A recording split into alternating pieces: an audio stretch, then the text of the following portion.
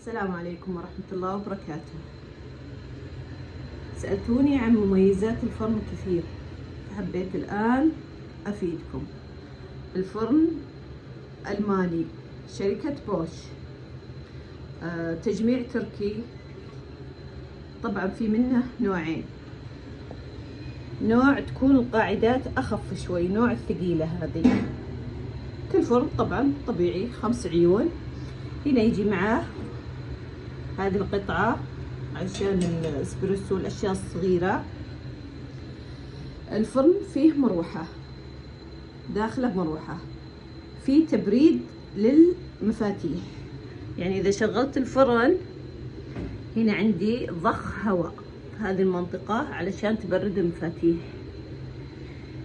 هنا فيه المفتاح اللمبة مع المروحة. الجهة الثانية اللمبة بدون المروحة، اللي ما يبي يشغل مروحة. وفي ميزة التذويب، طبعا مروحة مع النقطة هذه تذويب بدون ما تشغلون الفرن، بس تحطون فيه دجاج أو زبدة أو أي شيء وتشغلون هذه الميزة، تذوب بدون ما نشغل أي حرارة.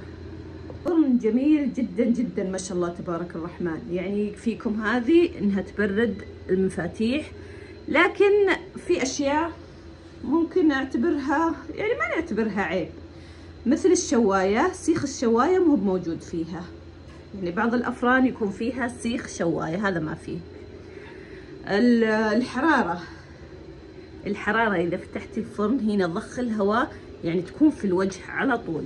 هذا اعتبره يعني شوي، يعني ما نقول إنه عيب، لا بس يضايق شوي. المطبخ يكون فيه حرارة مرة. ليش؟ عشان ضخ الهواء. يعني حتى لو ما استخدمنا المروحة، ضخ الهواء من هنا دايركت. إذا سخن الفرن يبدأ يضخ هواء عشان المفاتيح ما تسخن وتلك معنا. اتساع الفرن جدا ممتاز. أنا كان عندي بوش ألماني مو نفس الاتساع، ما شاء الله هذا اتساع جميل جدا. طريقة تشغيله فيه الشرارة طبعا بجهة معينة، مو كل الفرن. أنا كان عندي البوش الألماني كان كل الفرن فيه الشرارة، هنا لا، لو لاحظتوا بس منطقة معينة.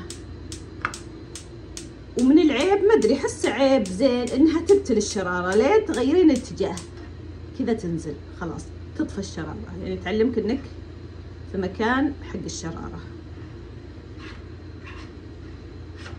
طبعا أي فرن يكون فيه فتحة هنا تحت الفرن مرة، فأنا أستخدمها لوضع الصاجات. أتوقع أنها الفتحة هذه إذا سويتوا صواني حطيتوها عشان تصير دافية المكان هذا، أتوقع، فما أدري والله. وأنا أستخدمها لوضع الصاجات كذا. شوفوا، أعيد مرة ثانية، الشرارة بس بذا المنطقة، هنا لا. يعني لو جيتوا وشغلتوا كذا على طول ما راح يشتغل. طبعا ما يشتغل الغاز إلا بالكبس، كذا ما يشتغل.